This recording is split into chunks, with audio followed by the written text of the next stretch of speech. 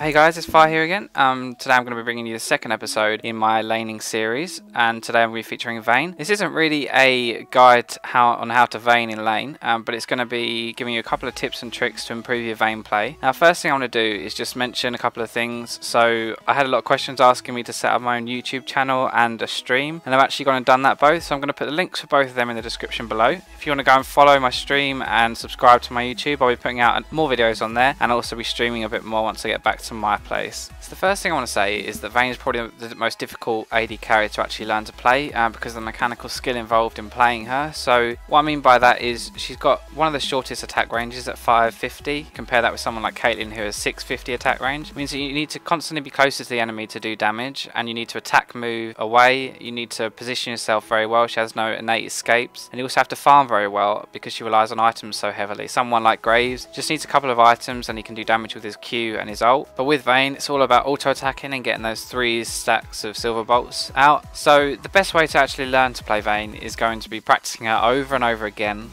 You get used to the champion and you also increase your mechanical skill. But today I'm just going to give you a couple of tips and tricks and things to watch out for while playing Vayne.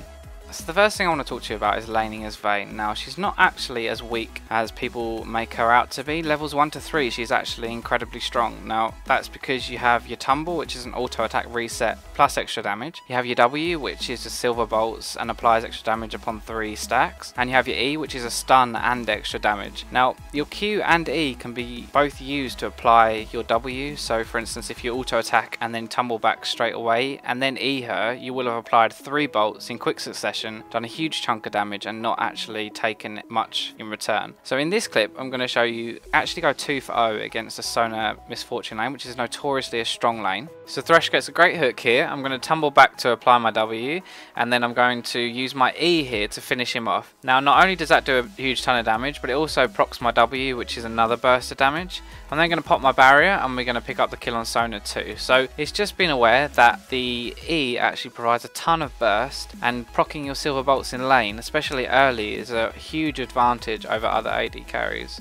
In the next clip I'm just going to show you how to use your abilities in the correct order can maximise your damage. Now Nami's going to chase me into the bush here, and I'm going to auto attack instantly into an E. I'm going to auto attack and then Q for a reset. I'm going to flash forward out of the Nami knockup, and I'm going to pop my barrier and kill MF. Now MF was actually really far ahead of me here. Thankfully the Nidalee Spear hit her, but it's just showing you that using your E in the right time and your Q can maximise your damage. If I'd used my Q not after an auto attack, it wouldn't have reset and I probably wouldn't have picked up both kills. So this is just another example of how to trade as Vayne in lane. Now we're both level 2 here, and I know MF has already used her double up, which means that a big portion of her early damage is down.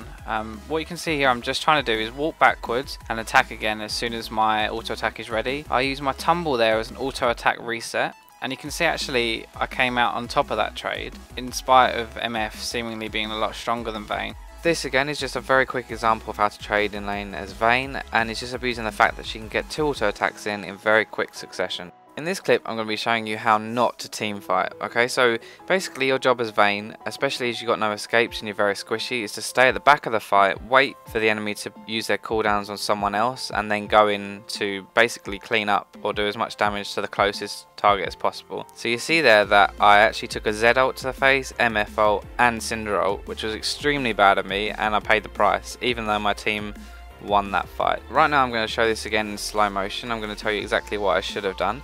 So here Syndra is going to use her Q and she's going to go for a stun. So at that point I think I'm perfectly safe because that's on a 12-second cooldown. That gives me 12 seconds of not being able to be stunned. No one else on the team is a stun.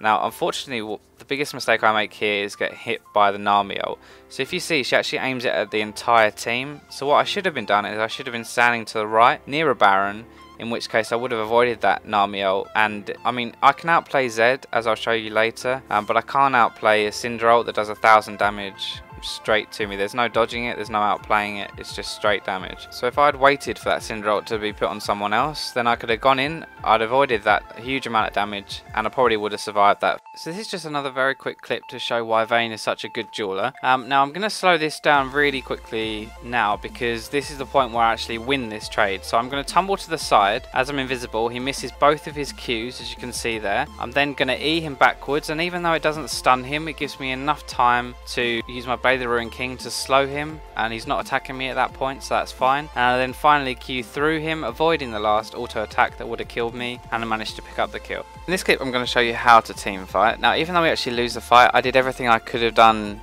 in this fight and I played it pretty well. So right here, Zach's going to jump in on me and I'm going to Q away. I'm going to attack move backwards and I'm going to get my 3 stacks on him. Now as Ari ults towards me, I know she's going to charm, so I'm going to tumble to the side. I'm going to keep attacking her. Right here, Renekton jumps on me, so I have to switch to him. I knock him backwards with my E and then continue to attack him. Now in this fight, unfortunately, you can see the score is 27 to 13. That is a huge advantage, but that is how you play a team fight as Vayne. So that's all I've got for today, so thanks for watching. If you would like to leave a comment below telling me which AD you would like me to do next and whether you want me to focus more on the lane phase or throw in some team fights like I did this time. I've also been playing a lot of mid lane recently, so if you'd like to drop me a comment below telling me whether you want me to do any videos like this for mid lane champs, that would be great. Remember to subscribe to my YouTube and follow me on Twitch. Thanks.